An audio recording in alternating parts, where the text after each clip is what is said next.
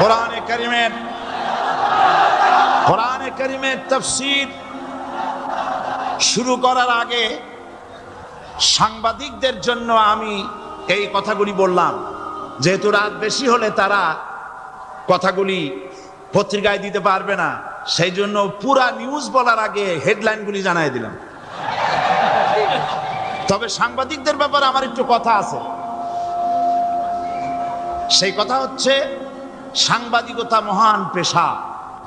সব সময় আমরা সম্বোধন করি সাংবাদিক বন্ধুগণ, আমরা জাতির বিবেক তাদেরকে মনে করি, ঠিক কিনা বলেন?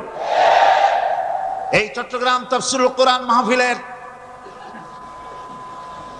মাহফিল কি নিয়ে যা ঘটলো, সাংবাদিকদের মাধ্যমেই গোটা জাতি এবং দুনিয়া জানতে পেরেছে। ওই সব সাংবাদিকদেরকে আমি আমার অন্তরের অন্তঃস্থল থেকে মুবারকবাদ জানাই, যে সব সাংবাদিকরা জীবনের ঝুঁকি নিয়ে সত্যকে বিকশিত করেছেন। কিন্তু তার মধ্যেও কিছু কিছু সাংবাদিক আছে, আমি তাদেরকে দু একটি কথা না বলে পারবো না। বলবো? বলাই লাগবে।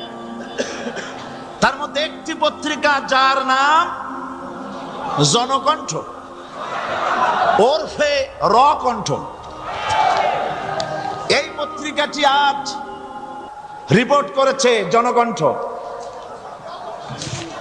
সশস্ত্র ক্যাডার প্রহরায় চট্টগ্রামে সাঈদীর তাফসীর মাহফিল শুরু। আজকের এই লক্ষ লক্ষ জনতাকে জিজ্ঞেস করতে চাই, এই লক্ষ লক্ষ জনতা আপনারা কোন সশস্ত্র ক্যাডার চোখে দেখেছেন?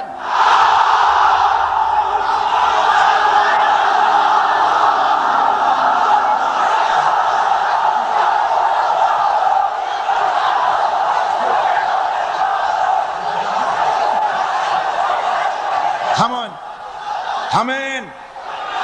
আমার করুণা হয়, ওই সব লোকের জন্য করুণা হয়। রাসূলুল্লাহকে চোখে দেখে আবু জাহেল যেমন বিশ্বাস করতে পারে নাই, এই শ্রেণীর লোকেরা এত বড় মাহফিল দেখেও কলিজায় জাহান্নামে ভয় আসে না।